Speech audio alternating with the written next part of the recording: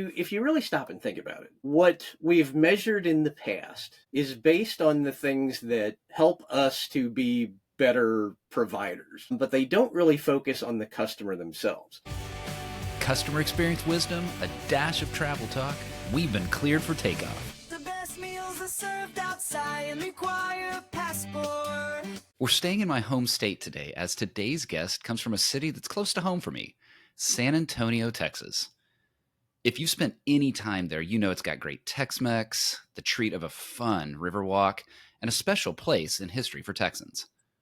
Today, though, isn't about enchiladas. Today, we're talking customer experience with Doug Rabold.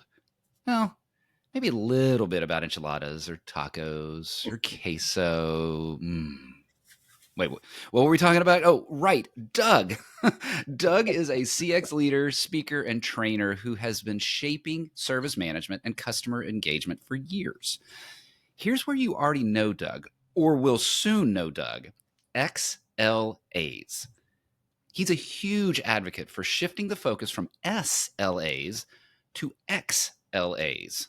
Because, of course, customers don't care about technical metrics. They care about outcomes. They care about experiences. Whether it's IT operations or service excellence, Doug knows how to translate business objectives into meaningful customer impact.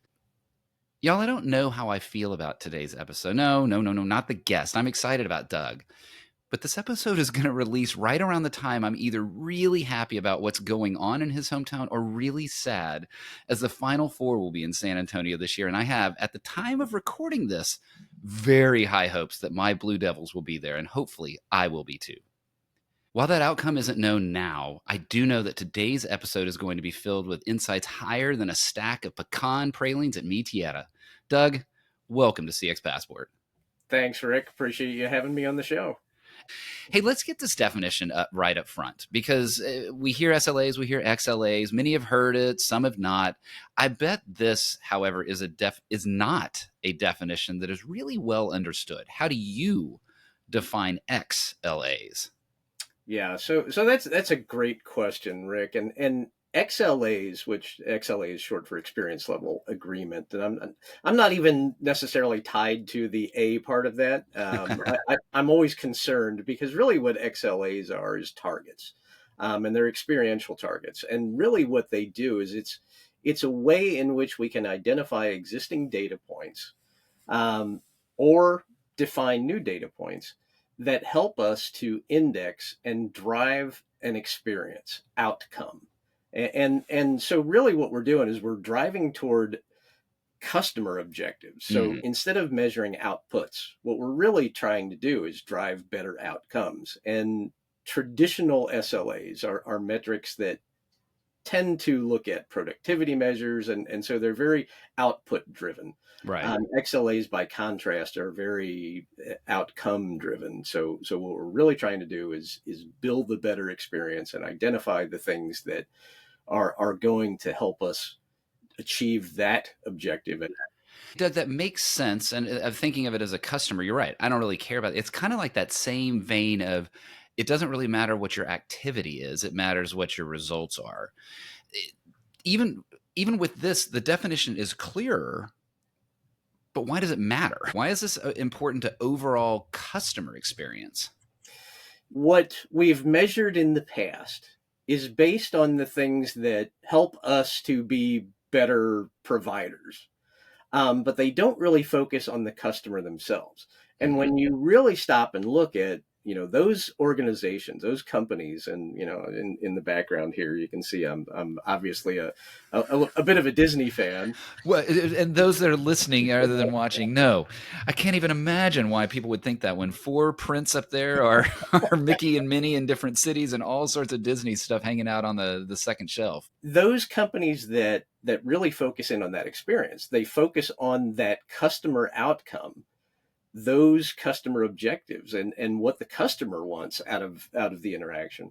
Those are the organizations who have lasting power. They're the ones who have legs and tend to be, the ones that we focus in on. And in this experience driven world, those are the companies that we model after. And so really what XLA is just a way that we can sort of, in a sense, democratize that approach. And what it does is it helps us identify those things for your organization. And that's the key.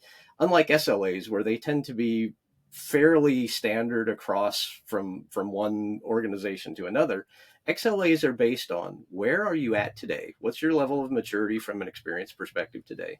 Where do you want to be in the next probably 12 to 15 months, no more than that? And how do we get there? What are the data points that will allow us to do that? So as an example, this company here has very different objectives from a Cedar Fair / Six Flags or even like a SeaWorld, Busch Gardens. Very different objectives on what that experience looks like. So the XLAs are not going to be the same for them as it would be for their direct competitors. Okay, that's something I didn't anticipate talking about is that idea of how SLAs can be so incredibly, standard. And the idea of an XLA is more about what that brand promises, what that experience is.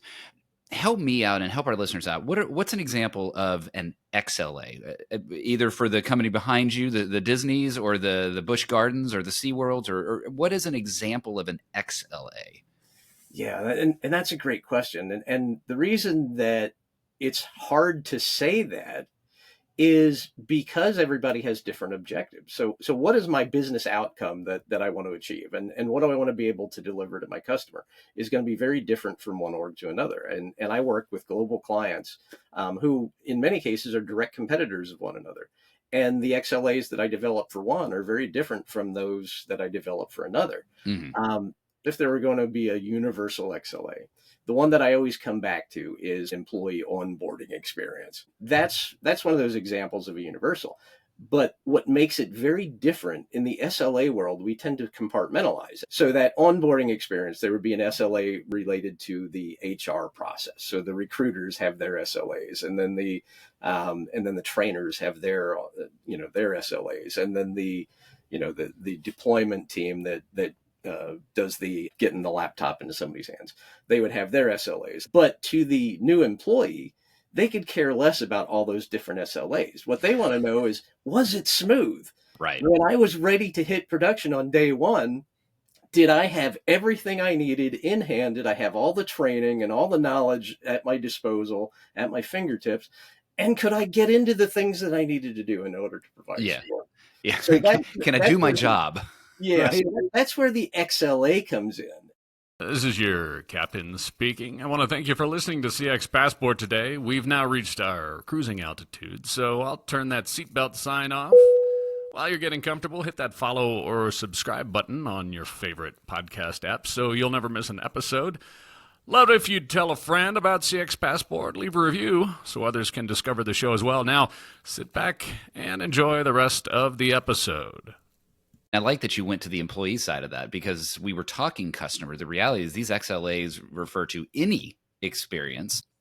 Doug, when we were talking about XLAs earlier, and I know that you have a kind of an IT focus, something that resonated in my ears was treat IT like a business. What does that mean and why is that important to you? So despite the gray hair, I'm relatively new to the IT world. I've only been involved in information technology for about 15 years now. It was a second career for me. My original career was on the business side and not in the tech industry. I was actually in sales and sales management, most of that time in financial services. And so I very much came into my new career with a business mindset. And one of the things I kept hearing was treat IT like a business. Right. And I had to pause and think that through. And at one point, I was still the new guy, so I was able to just raise my hand and say, did we really want to treat IT like a business, or do we want to treat IT as a business? And if you think about what's evolved over the last decade or so, call and contact centers have become more technical, and IT service desks have gotten to be more experiential driven. And so one of the things that's critical is the technologies that we use to support the whoever our customer is, whether it's an internal customer or an external customer, the technologies have to further the business aims. They have to deliver business value. And so to me, if we're treating IT like a business, we're really not engaged. We're not involved in the end product, in the end consumer of whatever product or service we're delivering. But when we treat IT as a business, suddenly the decisions we make are very different. One organization I worked for, one of the first things that I did as the newly anointed desktop manager, which lasted for all of about a week, because I went to my director and I said, you don't need a desktop manager. You need somebody to improve your processes because they're awful. One of the things that I did first was I went through all the supply closets and I found boxes and boxes of equipment that had been purchased like 5 years before and never even opened. Wow. But there was a budget for it. And so in order to make sure that the budget doesn't shrink the next year, you go and procure. The classic. And then you just leave it there in case you ever need it, right? And so that's not treating IT even like a business, much less as a business. If your end consumer of service saw that, what are they going to think? Right. I'm sitting here as an end consumer. If I saw that, especially if I had had a bad service experience, I'd be thinking, hey, look, that equipment could have been used to either improve the knowledge base or hire more agents or improve the actual technology and process behind it. Oh, I'd be livid. Can I circle this back to XLA for a second? How have you seen XLAs help IT be treated as a business as opposed to like a business? In a sense, one of the frameworks that IT has embraced for decades is the ITIL framework, and ITIL 4 went part way toward what it should have, and that is, it talks about business value. It talks about the co-creation of value. Unfortunately, most people that have taken the ITIL 4 certification have gone in and learned the definition, but haven't really applied it. The XLAs that you want to develop are the ones that deliver that business value. So you want to take a look at what's going to make the biggest difference to my customer, and what value can we deliver? And one of the things is you want to focus in on those XLAs that are going to make the biggest difference the quickest. You don't go in and say, I have all these experience objectives. Here's the 50 XLAs I want to do. You start with 3 to 5 and you focus in on 3 to 5. And that's the way that you really start to layer in treating it as a business, is delivering the value that the customer wants. A couple of months back, I was at the QATC conference in Nashville. And I was asked to do an XLA presentation. Halfway through, a young guy raises his hand and he says, we're doing XLAs. And I said, what do you mean you're doing XLAs? Explain that to me. And he says, well, I work for a company that distributes pension funds to pensioners. He said, in the past, we would have all these complaints. We'd have bad customer satisfaction scores from our pensioners because they didn't get their money on time. And he said, so what we did is we all have an ownership stake in them getting their money on time. He says, it doesn't matter if it's the people who do the intake forms. It doesn't matter if it's the people who do the transit funds to the bank. It doesn't matter if it's the bank who drops the balls. And this is the mind-blowing aspect, right? It's not even stuff within our control. But they all own a piece of, do the pensioners get their funds on the day that they expect them, or do they not? And he said, we've actually tied it to our compensation structure. Love it. And I'm like, that's XLA, because it's the end to end. It's, what does the outcome look like? The outcome is, did the pensioner get the money on time? This is it. Like that's XLA. Doug, I want to let that sink in a little bit. I want to let us talk about something else. I mentioned San Antonio. It's been a wonderful vacation destination. Most know the Riverwalk, the Mitiera, other things that are sort of known about San Antonio. What about those other gyms? The gyms that folks may not necessarily know. If you've got a free weekend there, where do you go? Where do you play? Or perhaps most importantly, where do you eat? Yeah. Let's talk food. A true hidden gem, and it's not hidden nearly as much as it used to be. It's called the Cove, and it's right by San Antonio College. And the way I found it is, my wife was actually playing in the Senior Nationals tennis tournament here in San Antonio several years back. We need to hit every place that's ever been on the Food Network, and one of them was this place called the Cove. And it's this like funky little Austin vibe. It started off as a car wash. and they still have the car wash there to this day. Okay. At the time, it was a full service car wash. And then they like layered in a laundromat because they had all the rags that they needed to wash and all that. And then it became a point op laundromat. And then they started bringing tacos, fish tacos in for their employees. And the employees just ate these things up, like loved them. And then the customers would drive through the car wash, see these fish tacos, and they'd be like, hey, I'd like a fish taco. And so the public became aware of this. So they opened a restaurant. And now it's like a restaurant, car wash, laundromat. They've got a tap wall with about 40 different beers on it. Just a really cool patio with where the kids can cut loose and the adults can have fun, drink a beer and eat fish tacos.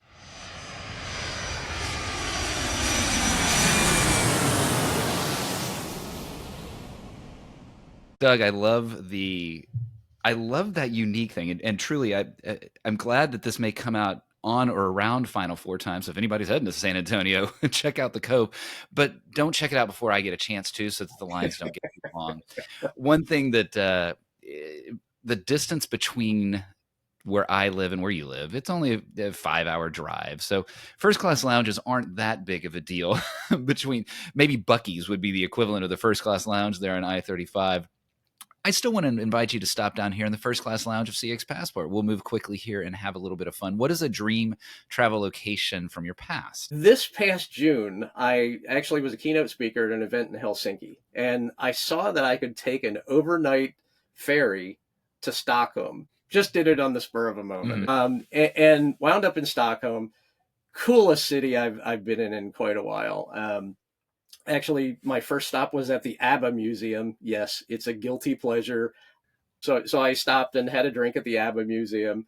And then there's a whole museum district right there, and it's called the Djurgården district. And I wound up then at the Viking Museum. And in the Viking Museum, they had a mead tasting room. So I had to go and taste some meads, and then wound up sitting, having drinks with some locals, and just a really cool time. I was in Stockholm for like 12 hours maybe, but just had a phenomenal time. Oh, I love it. I love those stories. And yes, I'm an ABBA lover. My dad played those cassettes in the cars. Doug, what's a dream travel location you've not been to yet? So my dream travel that I've not been to yet, ironically, as a German American who is a huge Bayern Munich fan, and has traced our family lineage back to the 1500s in Bavaria, I have yet to visit Bavaria. So my dream would be to one day tour Bavaria and then wind up the trip with watching a home game at Allianz Arena and see Bayern Munich just trounce. That's awesome. Dortmund. So you already have the specific match in mind that you want to see. Every year you're looking at the schedule and, okay, I'm going then. That's awesome. I love that. Doug, you've mentioned some of the delights of travel, and we've talked about food, certainly. What is a favorite thing of yours to eat? I also have a Midwest background. While I was born and raised in Philly, I spent a good part of my youth in Illinois. Okay. And so Chicago style pizza is just phenomenal. Just give me a deep dish pizza. There's one that I used to order at Giordano's in the Chicago Loop, and it was shrimp and garlic. Oh my God, wonderful. Not the typical go-to, but here's another tip, folks. You're in Chicago, get the shrimp and garlic deep dish. Okay, yep. I like that. Doug, the other direction. What's something growing up you were forced to eat, but you hated as a kid? This is going to sound awful, but my mom was a terrible cook. Oh. So pretty much anything my mom made was not the best. I always loved when my dad cooked, and I think she did it on purpose. And the one in particular that stands out in my mind was she used to make Swiss steak, and it got leathery. Yeah. Not for you. Well, it is funny how those memories flash back, and I think I could even see it in your face that you're just feeling it at that point. So I will let you leave the first class lounge here. But first, what is one thing in your travel kit, not including your phone, not including your passport, that you will not leave home without? I actually have different bags pre-packed that depend on where I'm going. My wife is like, you're like a luggage hoarder. In each one, I've got specific things, but probably the one thing I would say that I won't live without is each of them also has a tracker in it. So Yes. so if somebody steals that piece of luggage, I can track down who it was who lifted my bags.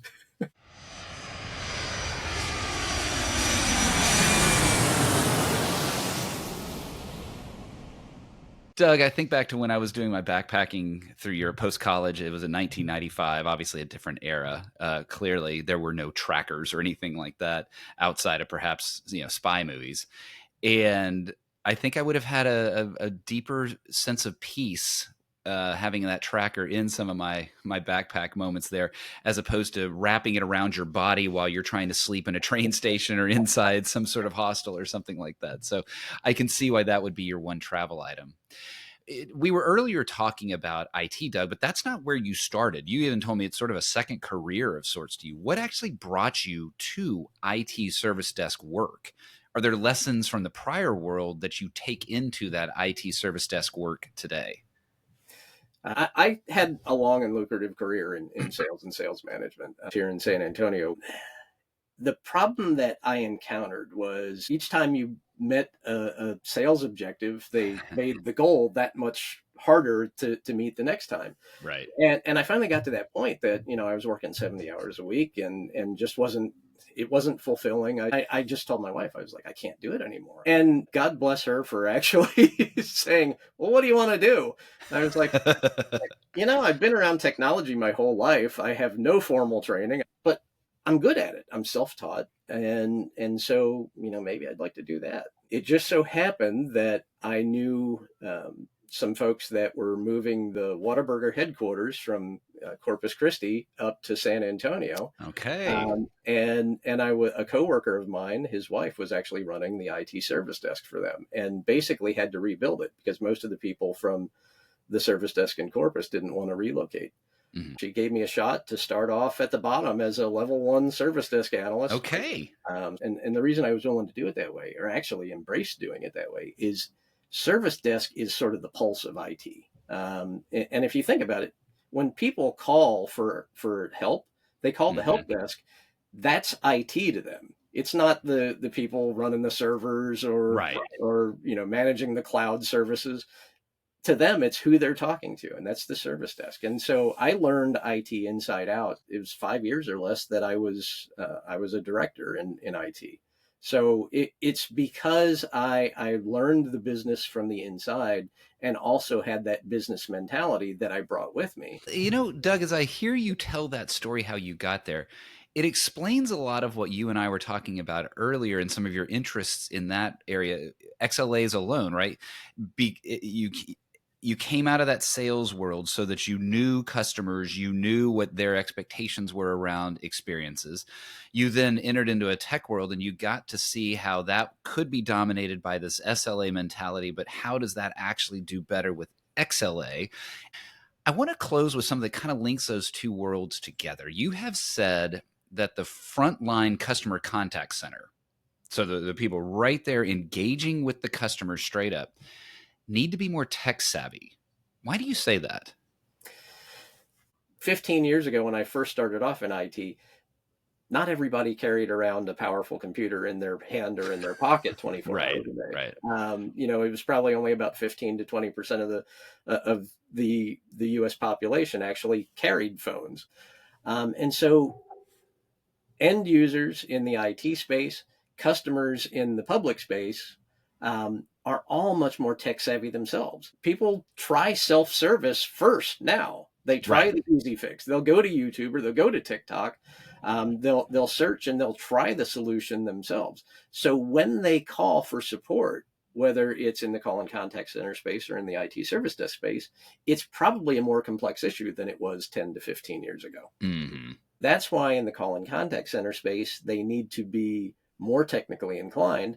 And why in the service desk space, they need to be more customer focused, more experience driven, because now you've got somebody who's tried everything. They're exasperated and they don't want to hear your snarky ID10T, or picnic, or if you're familiar with those. ID10T is if you look at it, it spells idiot.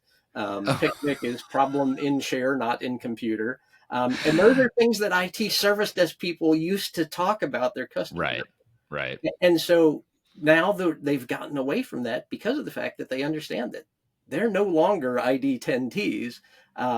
They're now actually people who are educated, they're technically savvy, and they've already tried everything. Now you need to get more technical, but you also need to be able to soothe the raw nerve. That really hits me, is that the assumption is they've already made the attempt to self-serve.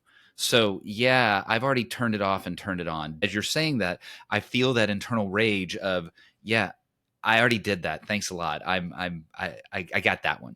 And so assuming that they already know that requires that I'm going to have to offer a higher level technology solution as that frontline agent. That makes a lot of sense to me. Doug, I've enjoyed kind of the range here, the XLA, the IT, the understanding of why frontline needs to be more focused on technology. And yeah, I'm also glad that I now have a couple of new places to go to in San Antonio. If folks wanted to get to know a little bit more about you, your focus around XLAs, or just, hey, what's the place you didn't tell Rick on the show? What's the best way for them to get in touch? My second life, if you will, is on LinkedIn. I'm very active on LinkedIn. Feel free to reach out to me there. Also, I'm the evangelist for XLA Institute. It's a relatively new organization. We just launched in the US in January of this year. So you can reach me through the XLA Institute website. I will get the XLA Institute there in the show notes. Scroll down and you'll be able to just click right to Doug's LinkedIn profile or get access right there to the XLA Institute. Doug, it has been a wide-ranging and a widely delightful conversation with you today. Doug, thank you for being on CX Passport. Appreciate it, Rick.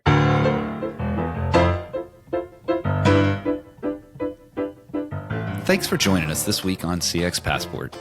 If you like today's episode, I have 3 quick next steps for you. Click subscribe on the CX Passport YouTube channel or your favorite podcast app. Next, leave a comment below the video or a review in your favorite podcast app so others can find and enjoy CX Passport too. Then head over to cxpassport.com for show notes and resources that can help you create tangible business results by delivering great customer experience.